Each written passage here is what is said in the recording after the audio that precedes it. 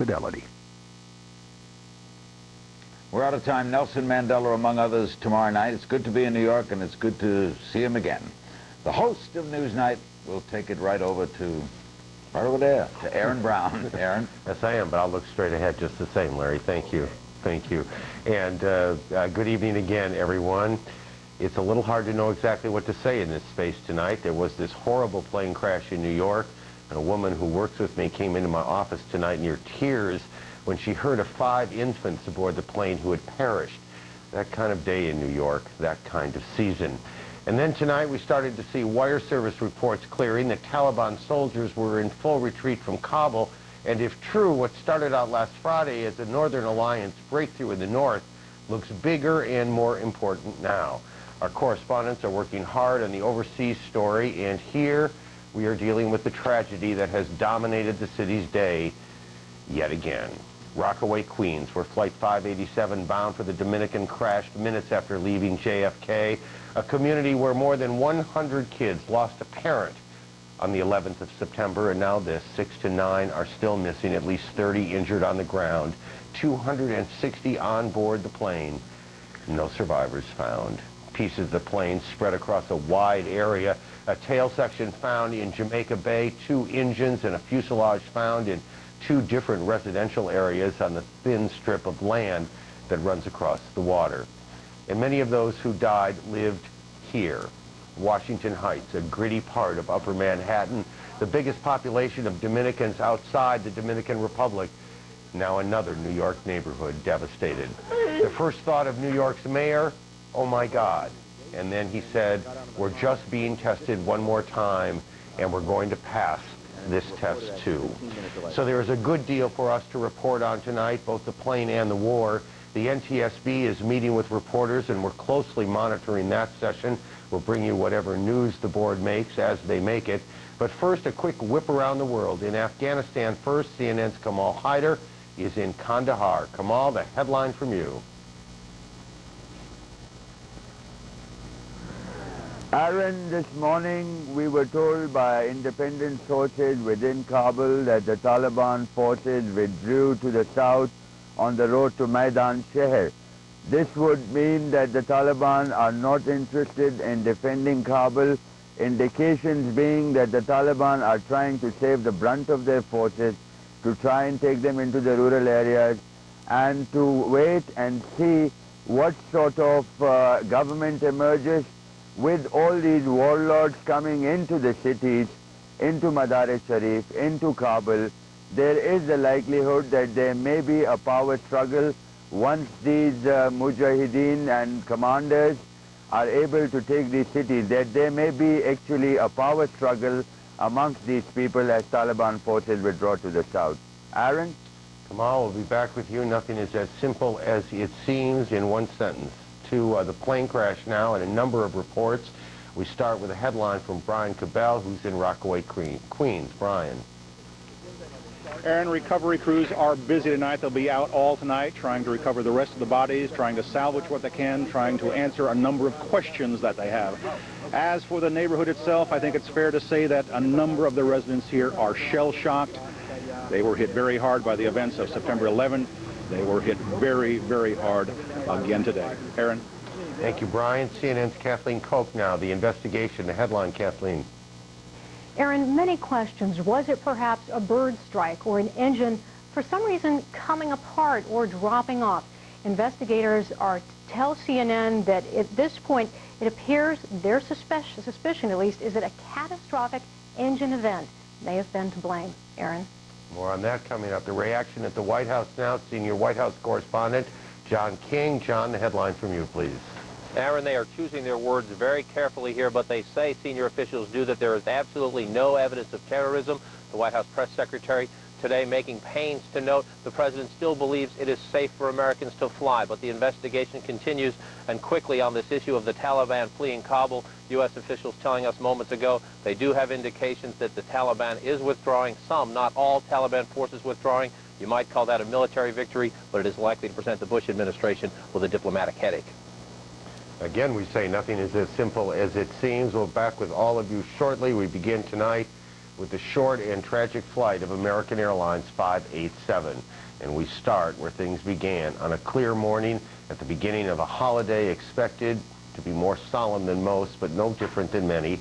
It was that, and it was only that, until just after 9 o'clock. This is what you could see of American Airlines Flight 587. Somewhere beyond the smoke, there is an answer to why the plane went down, killing everyone on board just minutes after the Airbus A300 took off from JFK, headed for the Dominican Republic. Well, obviously, it's an incredibly sad day. Nothing grieves me more than to report to you that this morning an American Airlines flight was lost in New York. This amateur video, taken by a man who lived only a few streets away, tells a great deal about these early minutes after the tragedy. An enormous plume of dense black smoke rising above a neighborhood called Rockaway Beach, a section of the New York borough of Queens, only a few miles from John F. Kennedy International. It immediately veered over to the right, and it came nose down, only a block away from where I was working. I saw a very distinct orange explosion, and I think I saw the whole wing fall, and then the airplane just arced directly down into Rockaway, where I live. This part of Queens is grieving again. It has not nearly recovered from the Trade Center attack, which killed many of Rockaway's sons, firefighters who made this middle-class neighborhood their home. But the grief could have been much worse. For all the horror of the crash, and it was horrible, only 4 homes were destroyed, perhaps a dozen more damaged. When it was originally described to us, when we were rushing out there, the police commissioner and I thought it would have been far worse than this. When we went up in the helicopter and saw it, it was amazing how the plane just landed in one small, defined area, as opposed to hitting a number of homes. Scattered about the neighborhood, the evidence of tragedy. An engine line at a gas station. A section of fuselage smoldering in a backyard. More wreckage landing in a boat parked beside a home. And just offshore in Jamaica Bay, the Coast Guard lifted a piece of the tail assembly onto the dock.